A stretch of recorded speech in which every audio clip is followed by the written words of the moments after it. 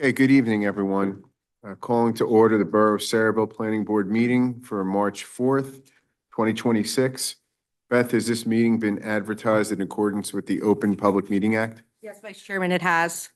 Can you please do a roll call? Mr. Candell? Here. Ms. Larman? Here. Mr. Mueller? Here. Mr. Shaw? Here. Ms. Sataka? Mr. Velosan? Mr. Williams? Here. Council President Zabrowski? Here. Chairman Tai. We have a quorum. Thank you, Beth. Mhm. Any resolutions for memorialization? We have two, but we'll start with the first one. Planning Board number 2503, Caravan LLC, preliminary and final site plan with C variances, block 277, lots 1 through 5, 13 and 14. Thank you. Do we have any, do we have a vote on a motion for acceptance of the resolution? Motion to accept. Take a roll call. Mr. Candell? Yes. Ms. Larman? Yes. Mr. Mueller? Yes. Mr. Shaw? Yes. Ms. Sataka? Mr. Velosan? Mr. Williams? Yes. Council President Zabrowski? Yes. Thank you. Beth, are there any minutes for approval? Done this evening.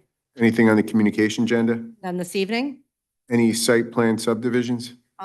We have one hearing. It's the amended housing element and fair share plan, Borough of Saraville, fourth round, dated February 26th, prepared by Acuity Consulting Services. Okay. Who's here from Acuity? I am Dan Levin. Great. Dan Levin. Thank you. Dan Levin, Director of Technical Services, AICP PP for Acuity. Thank you, Mr. Levin. The floor is yours on the presentation. Thank you, everyone.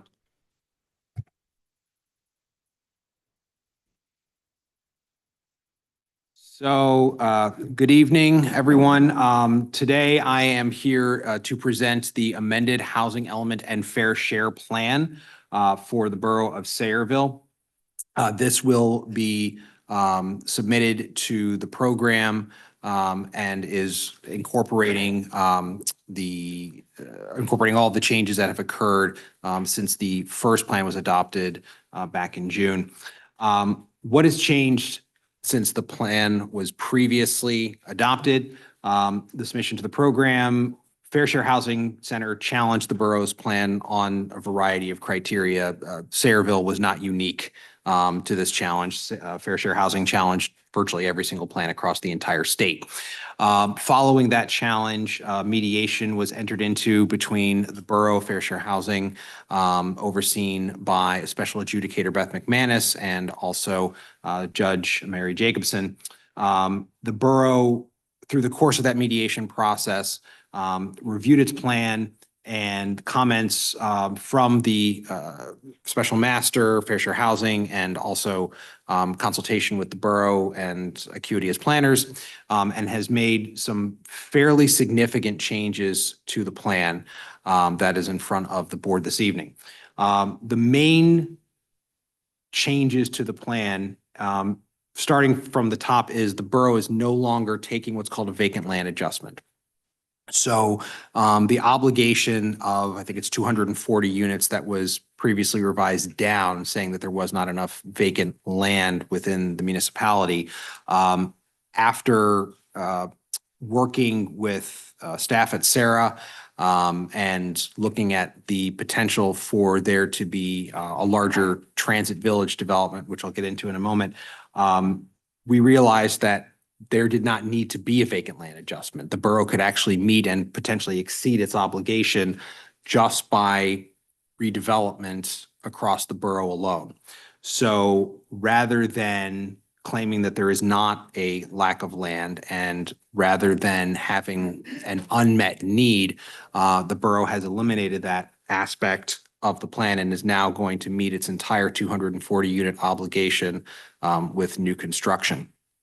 Additionally, there were some comments from the special adjudicator about the feasibility of the accessory apartment program that was used for crediting for the third round. No units were created with that program to the third round. We looked at that a little more closely, whether or not to continue that through the fourth round, and saw that there were additional compliance mechanisms that we think would be a better fit rather than carrying through that program into the fourth round and possibly beyond. So that has also been removed and substituted for additional compliance mechanisms.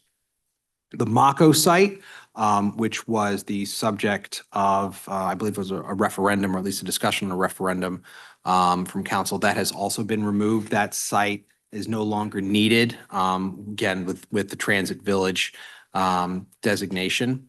There also, the Raritan Street Park and Ride compliance mechanism has been removed in part. So whereas before the Raritan Park and Ride was one of the mechanisms, now the area surrounding that as part of the Transit Village designation. So technically, it still is in the plan as one of the sites that is included in the larger Transit Village, but it specifically has been removed from this. So now we have the Transit Village, which is a large area surrounding the Raritan Street Park and Ride.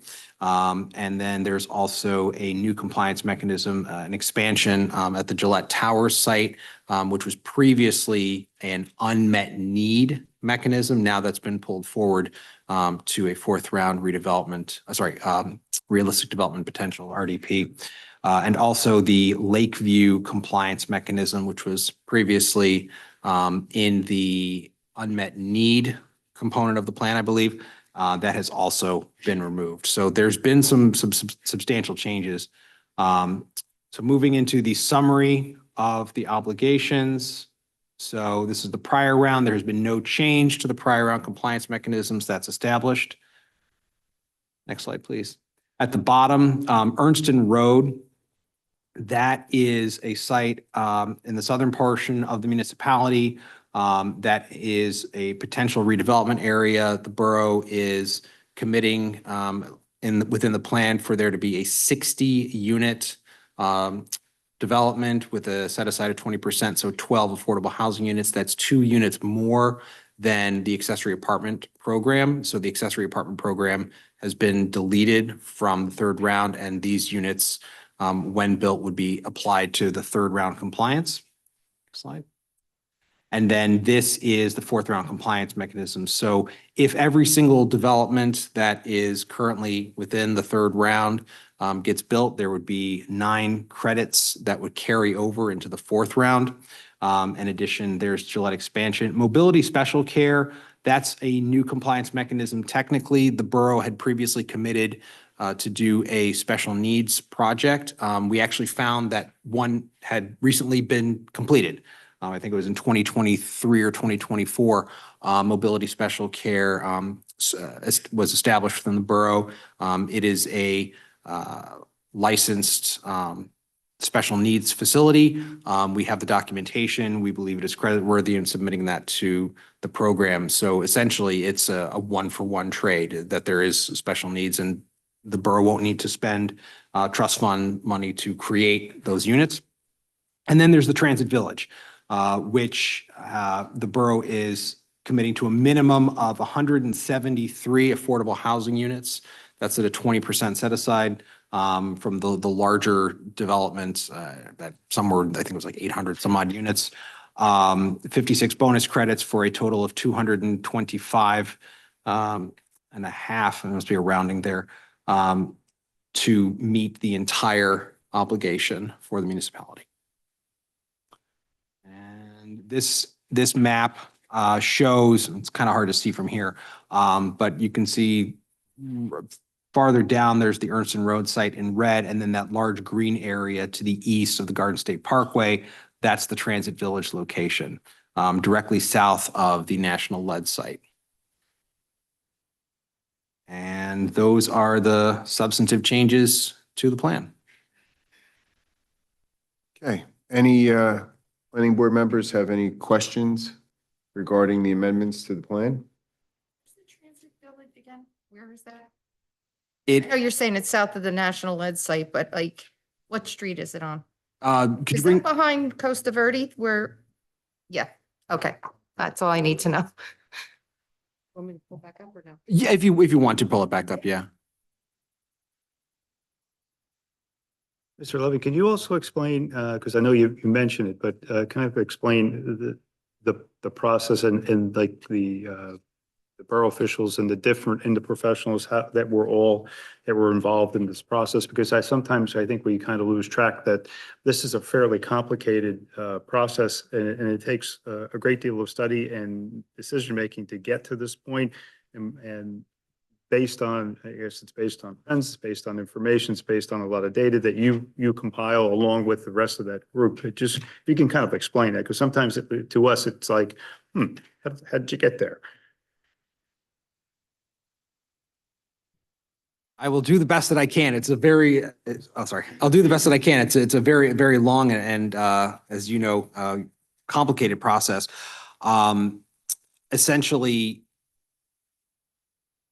from the first submission, or I guess the receipt of Fair Share Housing's challenge, Acuity and borough staff and borough attorney Joe Sordillo, we all got together and sort of discussed how we can best, address the concerns of Fair Share Housing, and what the position of the borough is relevant and related to its obligation.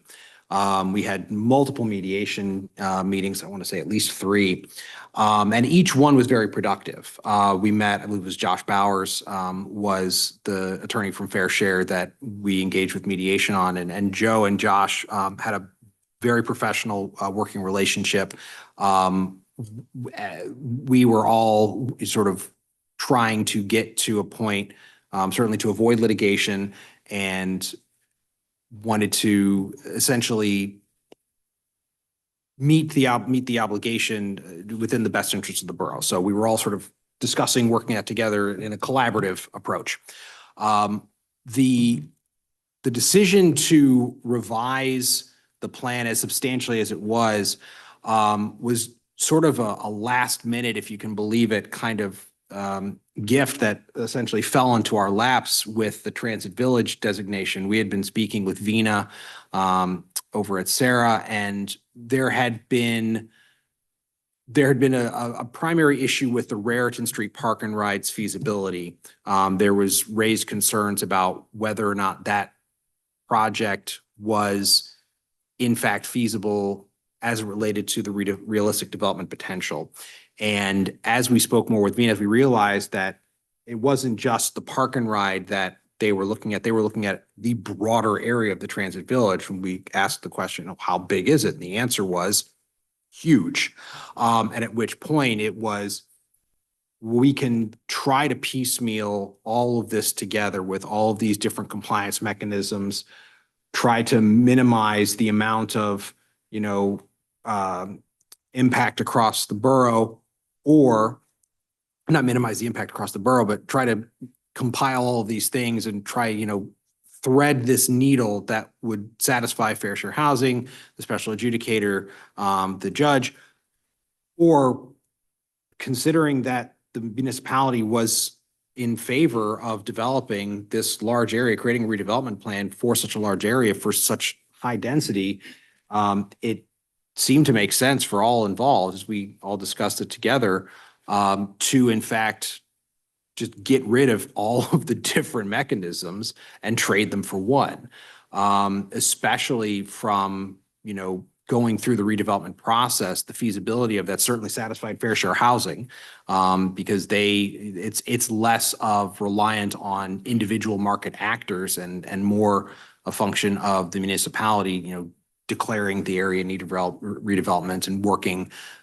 with NJ Transit. And NJ Transit has been supportive of this. They've submitted a letter of support.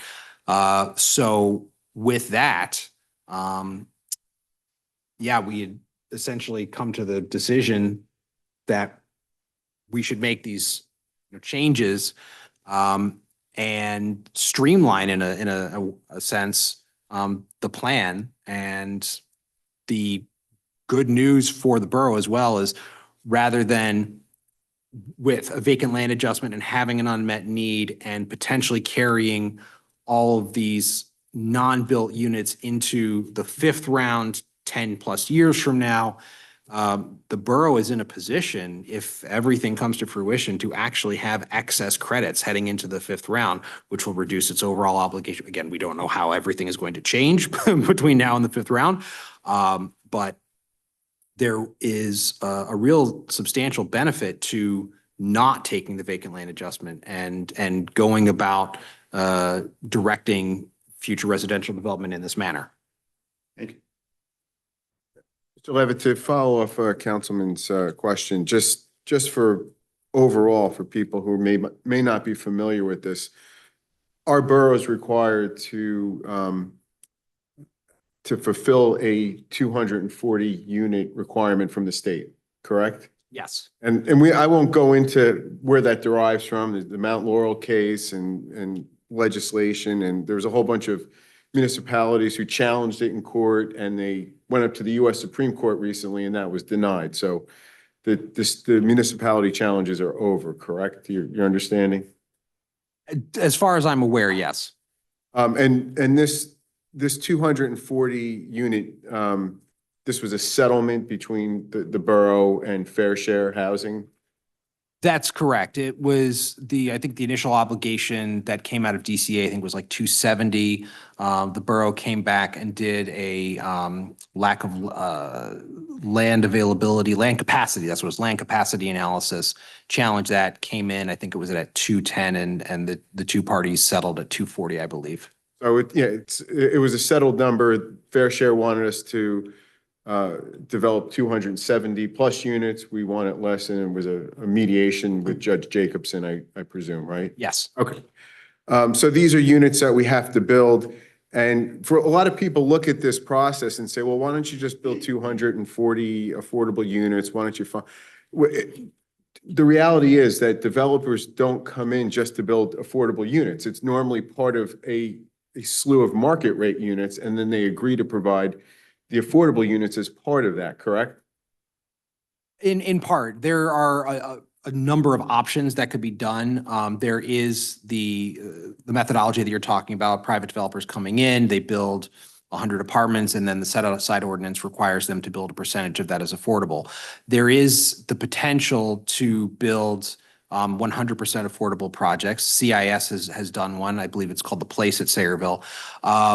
To build that many units, you need a ton of money or a ton of land, and the borough does not have either at its disposal to meet that obligation. So, and we looked, the borough's trust fund is substantial, but not substantial enough to provide a subsidy on that scale for that many units, and the amount of land that it would take as well. The borough just does not have that much land to give for 100% affordable developments on that scale. And the amendments that your firm drafted, that's the most feasible plan for the borough, correct, to meet this need? We believe so. Okay. And just so we're clear, the amendment, it's outlined in your report, the amended housing plan element and fair share plan for the fourth round 2025. But just to be clear, the reports establishes that the amendment's consistent with the goals and objectives of the borough's master plan, correct? Correct. And that the adoption and implementation of the amendment is in the public interest? Yes. And it protects the public health, safety, and promotes the general welfare? Yes. Okay. Great. Thank you. Anyone else from the board? Just one more Yep. question. Would there have been an option to use I guess the trust fund to buy credits from some of the apartment complexes that we have in town? Potentially. Market to affordable programs, like you're describing, there is an option. How feasible that option is difficult. Your subsidy for even a moderate unit apartment is north of $150,000 cash on the barrelhead. That does not include your administrative costs and other soft costs associated with that. And that also does not include getting somebody to actually agree to do that. So I've run programs for another organization, and we were offering, north of $100,000. This was a few years ago, before, just shortly after COVID. We didn't get any takers when the market was even better. And there's a lot of people who are, shy about the 30-year deed restriction. If they're, owning so they're landlords and things like that, they don't have a deed restriction, which would have to be part of that. So, yes, in theory, it is possible, but the practicality of it, particularly for rental, is extremely challenging. Thank you. Okay, any more questions by the board? Yeah, the place that CI's built, is that affordable housing? Yes, it is. Is that accounted for in the, Yes, it's in the third round. third round? Okay, thank you. And all 88 units are affordable housing, correct? To my knowledge, yes. Okay, I'm just looking between. With projects like that, there may be a caretaker unit. And whether or not that caretaker unit is included in the count it's kind of a very gray area as far as the regulations are concerned. But the borough got 88 credits for it in the third round. We're taking 88 credits into the fourth. Anyone else? No? Okay, I take a motion to open the public. Motion open public. Your second? Second. All in favor? Aye. Opposed? Okay. Anyone from the public like to be heard? The record, James Burr. Oh, sorry. That's better. James Burns from the law firm of Dembo Brown and Burns. We represent the owner of the property located at 3553 Washington Road. It's also known as block 335.01, lot 3 on your tax maps. You may know it as the former Rite Aid property. This property is not at all large. It's not a large property. It's roughly 2 acres, 2.4 acres in size. It is also uniquely shaped. It's shaped like a triangle or a pie wedge, which serves to limit the development of that property. With the chair's permission, if I can hand out just a land description, which I think properly identifies exactly what I described for this property. And maybe we can mark that into the record. I don't know how you want to mark it, if it's A1 or O1, whatever. A1, thank you.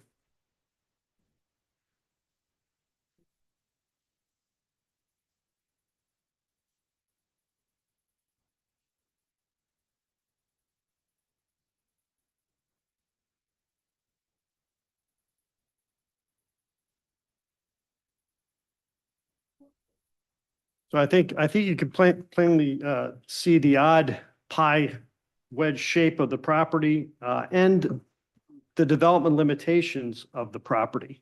That Rite Aid building that exists there is roughly 14,000 square feet. And it's our opinion that the property is simply not suitable for residential housing, affordable or otherwise, given its size, shape, and location. It is, however, a viable commercial property, and I wanted to make this planning board aware that the property is subject to an existing lease with a company known as Samex Properties, and that as of this morning, it is also the subject of what we believe will be a by right variance-free site plan application to convert the Rite Aid building into a full-service car wash. And we look forward to presenting that application to you in the very near future. Wanted to state on the record, and was direct to my client to state on the record, they really have no interest in entering into any redevelopment agreement for the property as called for under the borough's January 15th, 2026 mediation agreement with Fair Share Housing. I do a lot of municipal land use work. I understand what it's like to deal with Fair Share Housing, so my sympathies are with you. But I've also been instructed to state for the record that my client opposes the plan as it pertains to this property, 3553 Washington Road. And we're requesting that this specific property, 3553 Washington Road, be excluded from the plan. And with your permission, Mr. Chairman, I just would like to leave my contact information with your secretary in case there is the need for any follow-up. Happy to talk to anybody that would be interested in discussing it further, but we felt we needed to get this on the record. It is, as I indicated, a very small property, and we were somewhat surprised that it was even being considered as part of this plan, given its size and location. And with that, I'd like to turn it over to the attorney for the applicant, who will be presenting the car wash application for the property. Thank you, Jim. Tyler Prime, firm of Prime Duvel and Maselli. As indicated, I represent Spotless Flagship, which is the proposed user for the Rite Aid building. Spotless Flagship's model is to, first and foremost, come where they're wanted. They don't want to fight uphill. This site, as presently zoned before the redevelopment or any other overlays, is a conforming site for a car wash. It's zoned commercial. It fits the bill of what they're looking to do. They repurpose these buildings. They're able to make use of the existing building with their new car wash improvements. So the site plan application was submitted this morning. It does have a few variances. They're de minimis. There's some sign relief and other things, but otherwise, the site's a perfect fit for them. From a circulation standpoint, they're very excited to be here. It works really well, and their concern as a lessee of the site is that down the line, as indicated, potential later fourth round, fifth round, if it does come to a point where, you know, this became a condemnation or something like that, they're worried about investing the sum of money that they need to do this work and then have issues with the site down the line. So they're also, we share the same concern. We're interested in having the site excluded from the plan, as you've heard, that the site owner has no interest in participating in the plan. Thank you.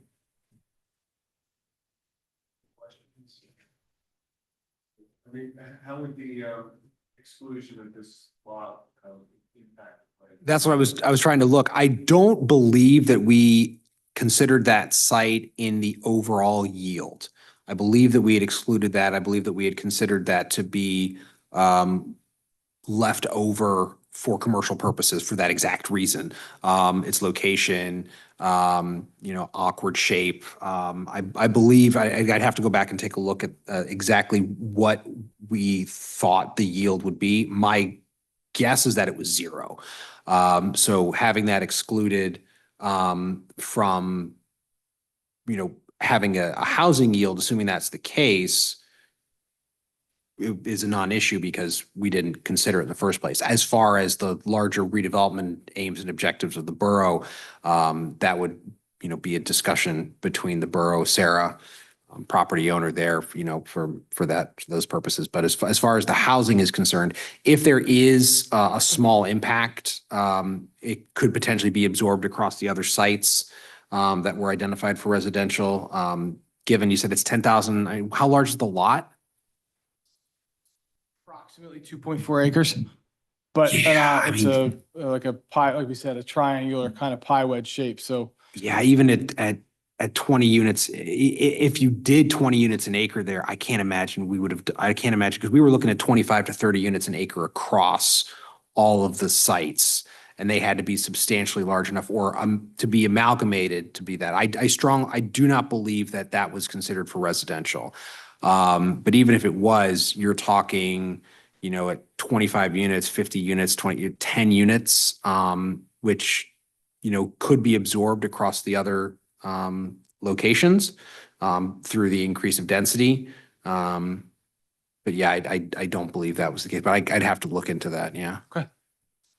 Some way we could get some type of confirmation of that, because we're in a situation as the property owner where we have a tenant, a nervous tenant that would like to proceed. If we could get something to indicate that it's not being looked at for housing purposes, as you've indicated, or something that your solicitor feels would be something that could be put forward and presented to us that we could share with the tenant, that would go a long way. Yeah, absolutely. Thank you. Just to be clear, it's not part of the amendment that property. It's not. The property is identified within the plan, but it's not obligated. So the area overall, so for example, you're spotting an area, but if somebody if through the redevelopment process, right, a site comes out, but the overall yield is still the same, there's no need to amend the plan. If the entirety of the site were to disappear and would need to be, relocated somewhere else, then yes, there would be, that'd be a substantial change. We'd have to amend the plan, everything else. But one site not being included for housing, if the overall yield across the rest of it is still the same, there's no issue with that. Okay, so I guess we have two issues. When I say two issues, we have the amendment that we're putting up for a vote on approval tonight, which is the fair share housing element. And then I guess there's an issue of whether that property is in a redevelopment area, which that's not really before us right now. Correct. You have to go back to Sarah if they wanted to take their property out of the redevelopment area. But we understand the concern, but we can approve the plan and stipulate that that property is not included in the fair share housing element amendment. Yeah, absolutely. These things happen all the time. Sites drop in and out all the time. As long as, again, the overall number, and was it, if through the redevelopment plan process, the minimum yield does not change, there should not be an issue. Just to be clear, with regard to our plan to meet our affordable requirements, the borough is not going the eminent domain route like some other municipalities try to do, especially in, Cranberry with the farm. That's not happening here in our plan, right? My understanding is this is non-condemnation redevelopment. Just to chime in on that, I think the risk we see is it is non-condemnation now, but the mediation agreement contemplates redevelopment agreements with each of these landowners. So as you go down this list, if these landowners say no, at some point, fair share in the courts, I don't know how much available land you have, may lose their patience with that. And that's where the risk comes in. It's come in throughout the states. That's a concern that we see. So this is, that property is part of the agreement with fair share then? Was mediated by Judge Jacobson or? Well, that property is included. So the mediation agreement, I have to look back at it. This specific site is part of, so I wish Joe was here, like he would know that. I'd have to go back and look specifically at the mediation agreement, but this site is part of the plan that is being submitted, but that does, it's not, it's not that it can't be, it's almost like a good example, allow me to explain this. When we were considering the Mako site, for example, the entirety of the site was identified as affordable housing, but there was a lot of it that was covered in floodplain. So not all of that site could actually create the housing that we needed to. There would be a similar situation in this case where you have a large redevelopment area. Perhaps there's aspects of it that can't be developed or don't want to be developed or, should be excluded as we go down this process. That's not going to negatively impact the mediation agreement. That's not going to negatively impact the plan or its acceptance by the program or any of that. That was my concern. We're not going to be in breach of any mediation agreement carve this property out. But my understanding would be that if they want to be out of a redevelopment area, you don't have that authority to move their property out of a redevelopment area. That would be Sarah. Right, yeah, and Okay. I don't, without the mediation agreement in front of me, I don't want to say with absolute certainty, but that being said, I would be extremely surprised if this one piece were to completely, contradict the mediation agreement. What can we do at this moment to alleviate the situation without running afoul of the mediation process?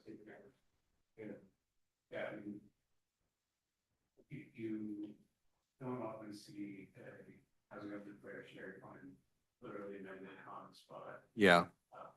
Very meeting, but and it's also hard for the board to and kind of find, statement about what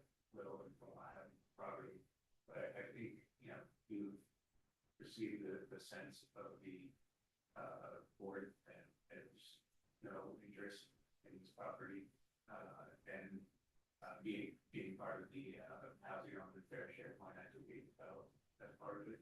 And, perhaps the board, could return with, at some point, an amended housing on the fair share.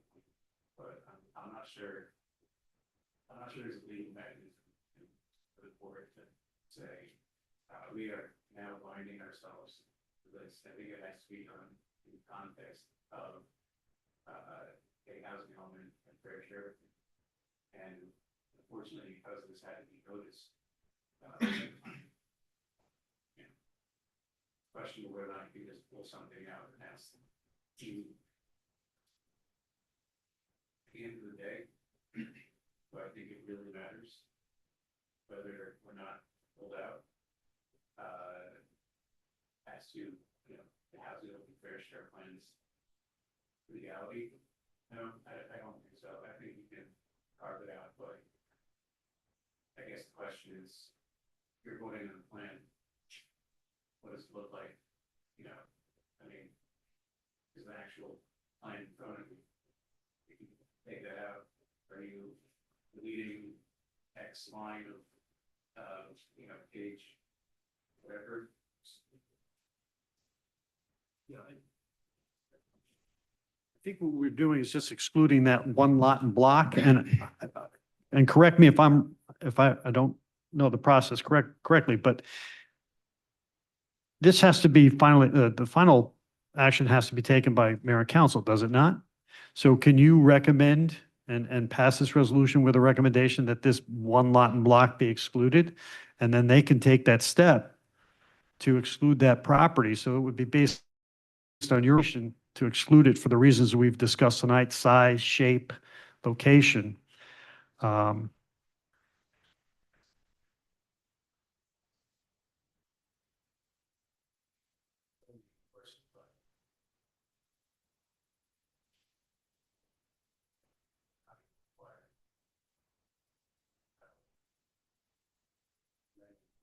There's no reason why for this say at the same time that this be removed from it. Of course, I guess we need to change the resolution.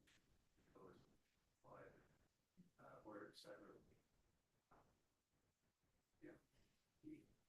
I guess that's. That would be acceptable. And then we have some comfort level going forward that we can, develop this property for the benefit of not just obviously all of us, but all of you as well. Yeah, I just want to make sure that, the law of unintended consequences, that we do something here and it sort of triggers a chain reaction with fair share and the agreement that was reached at mediation. I don't want this to torpedo that in any way. I think we know what the board, or at least what my feelings are. There's no intent to, use eminent domain to try to force the property to be used for this purpose. And I wasn't involved in the fair share litigation at all. So I don't know exactly what it would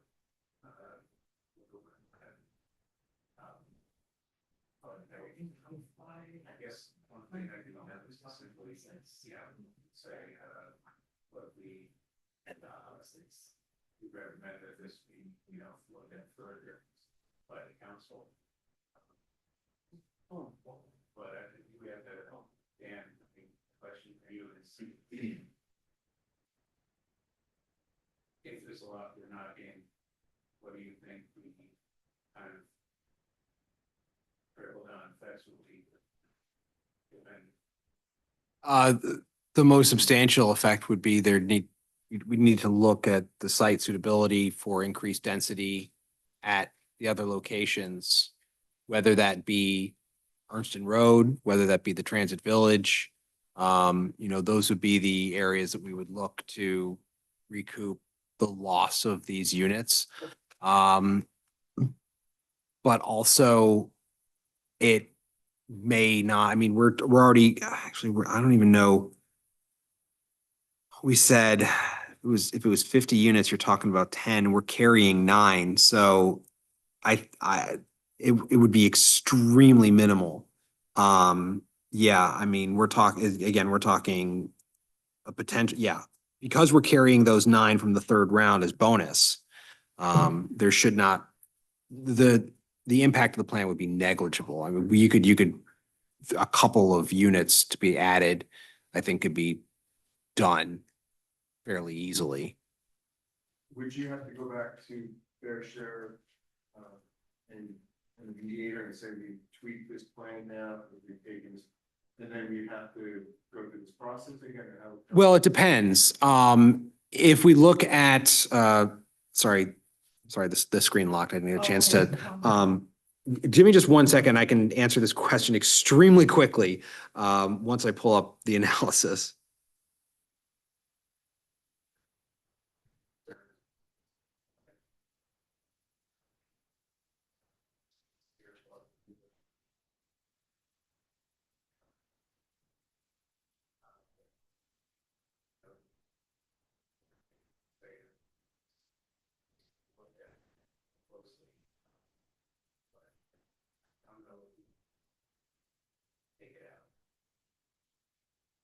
Is the problem part of the redevelopment?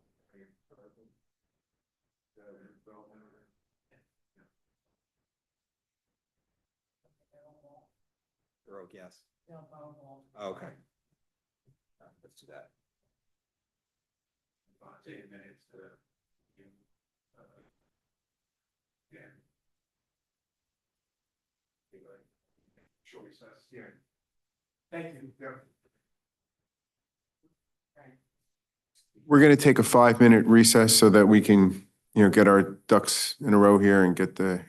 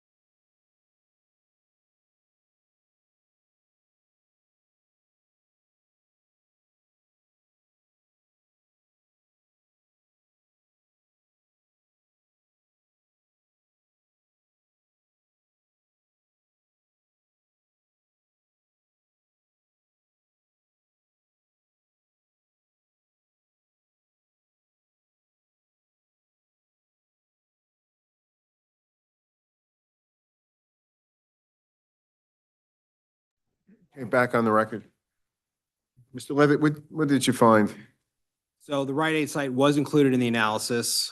We had tentatively identified a density of 25 units per acre at that site, 20% affordable yield for a total of 13 units, affordable units rounded up. So to exclude that site, you're carrying 9. So there would need to be 4 units applied elsewhere across either the redevelopment area or Ernst Road or some other mechanism. There are not many sites that I see in the Transit Village that could accommodate additional units. There's an area, so the shopping center is currently identified at 30 units per acre. Gowan Street, we had identified so that whole area around Gowan Street was also identified at 30 units an acre. That if people want to increase density within the transit village and not push those units elsewhere, then certainly that's a possibility. think something probably beyond the scope of what we're doing right now. And I would recommend that you can, report back to your client, launch show video of this, that, the planning board is, really has no interest in your client's property as, for the actual use of the floor housing. And in the future, we can perhaps work on some, perhaps a minor amendment to the housing and fair share.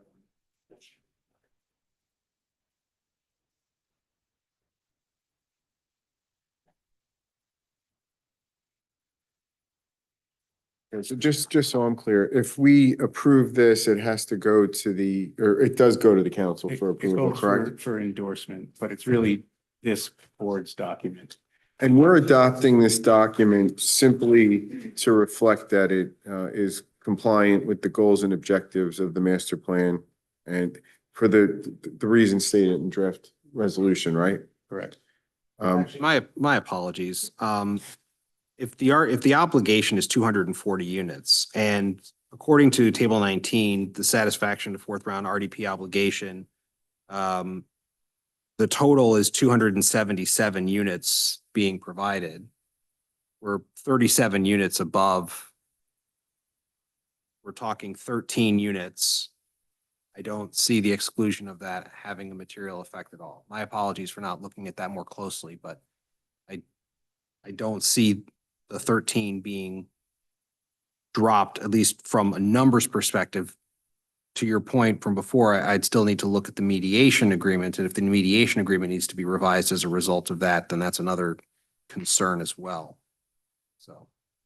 In other words, you think the mediation agreement may have recognized that one of the provisions is that we're going to have this credit going into the next round because we're going to. Potentially, I can look for that. We can take another recess and I can look for that as well. But yeah, from a pure numbers perspective, we're providing, 37 above. The borough's providing 37 above the 240. And this is part of the Raritan Street Transit Village, correct? Yes. So you look at the mediation agreement. It talks about, the subject property to be declared an area in need of redevelopment by resolution of the Borough Council after completion of the preliminary investigation and recommendation by the planning board by March 15th. So the way I read that is they're gonna declare an area of redevelopment. If the recommendation tonight is, and if you find that there is ample, as you've indicated, additional units that can be addressed and this property can be excluded, my sense is you can make the recommendation to adopt the plan excluding this property. And that way, that recommendation that you're making then goes to the township for adoption. It may have been before my time, but I don't think that this property has actually even been the subject of a study, has it been, not the subject of a study by the planning board. So, there are many, many places to remove it. But yeah, I don't even think, has the planning board been tasked yet with, so the planning board hasn't even been tasked yet with doing an investigation as to whether. So a study hasn't even been done. Yeah, so the entire process hasn't even been done. Yeah, that's coming directly from the mediation agreement. And then the borough shall adopt the redevelopment plan consistent with the density set forth herein by September 30th. So you have time, 2026. Okay, so I have the mediation agreement and it shows a fourth round total of 245.5 units. So they cut some of the,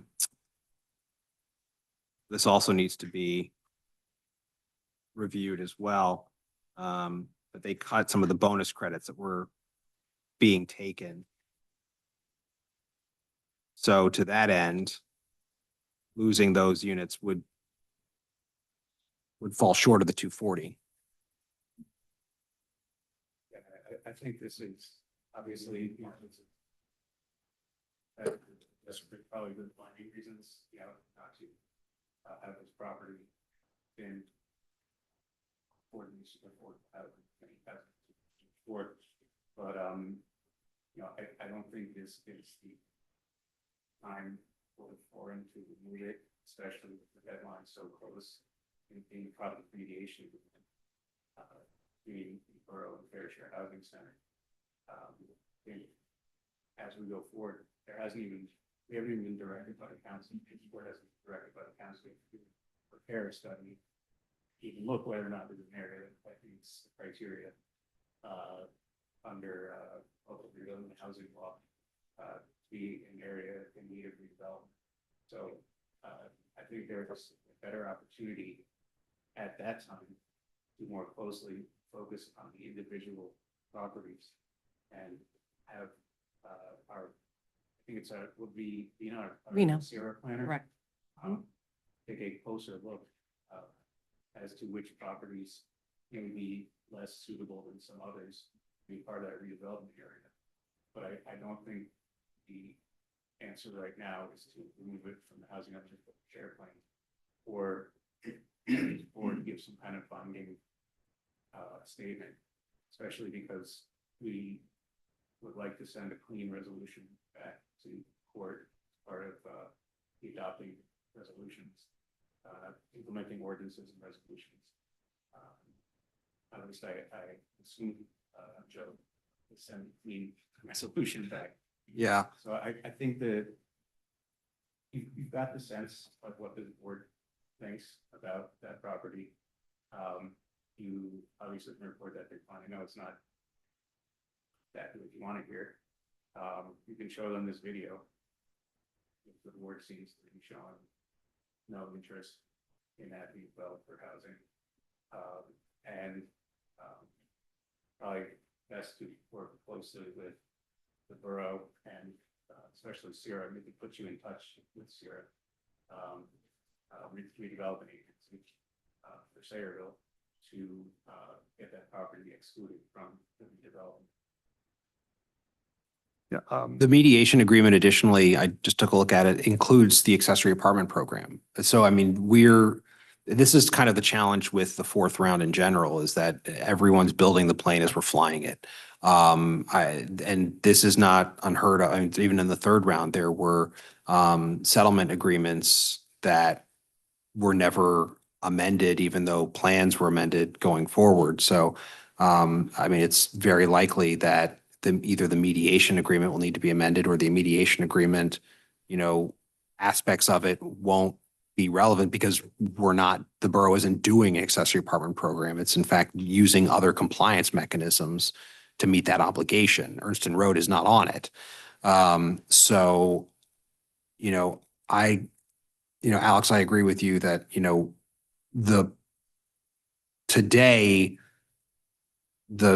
I think the best course of action is to, you know, have a clean resolution, adopt the plan as is, with the understanding that this site may very well not be, you know, suitable and can be excluded later as part of the redevelopment study. Having it excluded from the redevelopment study, you know, through Sarah may make the most sense going forward, and you know, we can take a look at exactly how those units can get made up elsewhere. But I agree that trying to, as you can see, the challenge that we're all having here of trying to amend a plan on the fly, I don't think it's feasible. yeah, and I think just for our purposes as well, and your purposes as well, this mediation agreement, I tend to agree, needs to be amended because I don't think you're going to make your timeline required by the mediation agreement to do your redevelopment plan and the study. That's March 15th. It's now March 4th. And my request would be, request for the tenant would be, if that's the case and that has to be amended, can this plan be amended at the same time to exclude this property? It is listed there as as part of one of the properties in that Raritan Street Village parcel. If that can be excluded with this amendment, that I think solves everybody's problem. And I think an amendment would probably have to be done sooner than later because you're going to miss this deadline. Can't speak for attorney. Every aspect of litigation. So I have no idea whether or not we're going to get a referral or then, or what's going to happen. But I think, certainly we discuss it with, the council, and obviously your firm is the one doing the plan. So, going forward, if a change is needed, and, instead of rushing it, I still think the better option. If a change is going to happen, I don't see why that would be a problem, but I can't be the one to make that decision. Dan can't be the one to make that decision. And really the planning board on its own shouldn't be the one to make that decision, without discussion, with the council, or at least with somebody with the council. But I don't, if the mediation agreement has to be amended, or there has to be an order extending time or something to that effect, that may very well be excellent method of understanding. Well, I can't speak for the council. I can't speak for the as affordable housing attorney / borough attorney. And we may want to discuss after this meeting. You guys and myself and Joe Sorgillo, as well as bring Vina Savant, the Sierra redevelopment plan in as well. But I don't think we can give you absolute certainty you want at this meeting. well, Yeah. we would appreciate that. And I think Mr. Prime has his card as well. If we could set something up sooner than later, that would be helpful because the process will start on the planning side, obviously with you for the planning board for the application as it comes forward. And the only thing we would ask tonight is if, you're going to adopt this resolution, that something be placed in the record that we were here and that we've asked to be excluded. And that's something that, however you council wants to phrase it, I think you phrased it is pretty well as to recognize that this property may be the subject to exclusion, or however you want to phrase it, or that we've requested it and it's under, Yeah, and I just wanted to add, well, one person that I think absolutely has to weigh in is the special adjudicator. Beth is extraordinarily reasonable. work And with Beth. Well, I know Beth. Yep. yeah, so I think just simply asking her a question, what should we do? How do we go about this? And get guidance from her because she's got the most direct connection to the program. And once we get input from her, we'll know, I think, exactly, how to handle this. Very good. Well, we appreciate your time tonight. Thank you.